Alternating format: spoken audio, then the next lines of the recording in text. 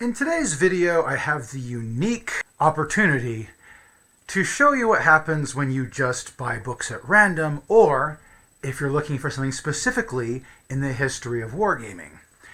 I don't have a wargaming product to show you today. This isn't a rule set, but it is called the Wargame.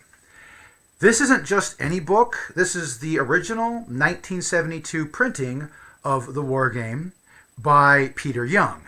Peter Young is one of the fathers of wargaming. Just like H.G. Wells or Donald Featherstone, we have Peter Young. And he's written more than just wargames. Here is his book on Commando, which is what he did before he was a wargamer. He was literally part of the British Special Forces. Funny, right?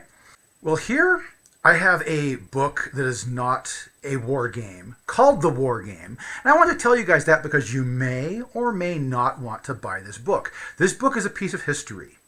It was produced in 72 as kind of an advertisement because in 1972, advertisement for these kind of hobbies was not performed through television, was not performed through radio, and it was not performed through the internet, as the internet wouldn't exist for another 20 years. So what we have is an introduction essentially to wargaming by Peter Young.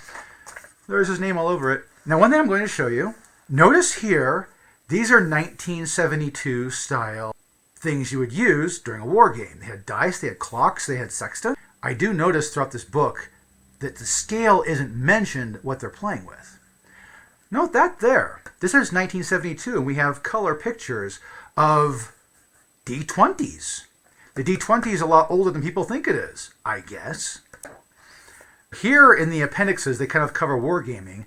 They kind of talk about each of these battles. Some of these writers or wargamers got multiple shots in, but for the most part, Peter Young did Edge Hill. How appropriate.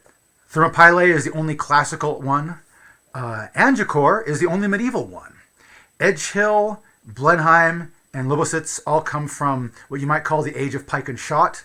Saratoga, Austerlitz, and Waterloo essentially all come from the Napoleonic period, if you consider the American Revolution part of the Napoleonic period. And you have Gettysburg, which is, I guess you would call a step into modern, and El Alamein, which they consider the only modern battle in there. Now, Peter and the guys discuss this, and they say, yeah, of course the choice of battles was on a certain area. They literally say in this book that the older battles with Napoleonic or medieval figures that are colorful, fighting in square formations, makes for a better war game because there's less chaos and it's simpler to play.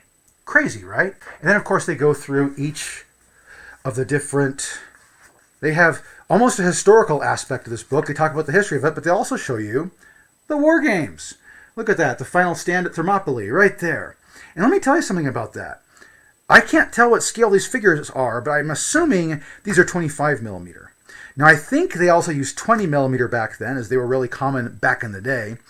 And 30 millimeter miniatures were also plausible, although the ones I know of from the older periods is 25 and then 54 millimeter. 25 is more like 172 scale, and 54 millimeter it is 135 scale, which they do make a lot of military models for. Go out and look at a modeling store. There's tons of models that are in 135 scale. They never mention which scale of miniature they're using or which manufacturer, but they have tons. And they have plenty of battles here. Here's Agincourt. Here's the kind of Edge Hill. And they don't mind throwing in a lot of historical images to back up your wargaming experience. Some of these also look like display models as opposed to actual toy soldiers. Those, I think, might actually be 135 scale, 54 millimeter, as opposed to something that would be smaller and more tabletop worthy.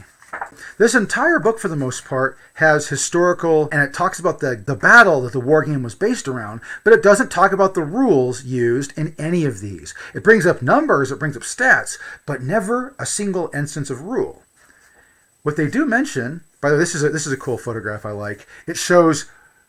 This is closer to the actual time period in which the World War II was fought. I'm guessing the armies looked more like that. Really. Maybe not so tight in, but closer to it, right? In this entire book, there's an Appendix 1 on one page, and Appendix 2 that crosses over into a second page where they have their acknowledgments. And lo and behold, here they talk about wargaming. These are the rules they would use, but they're not the rules. They just talk about general conventions, and it says, hey, you could contact these people in Appendix 2 to get your actual rules. It is an advertisement from 1972, and you can't run a war game out of this. Out of all these manufacturers, these two are still around, this one's still around, and I think that's it. Yeah. So it's been a while since this book has been published. This is just history. It will never show any relevancy on your table. I recommend, if you are into history of wargaming, you can buy The War Game by Peter Young, and it would make a nice little addition to your shelf. But you'll never play a game out of it.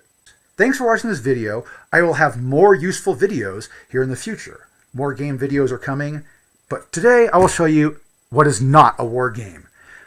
The War Game by Peter Young. If you want a war game, do not buy this book. Thanks for watching, and may the dice roll ever in your favor.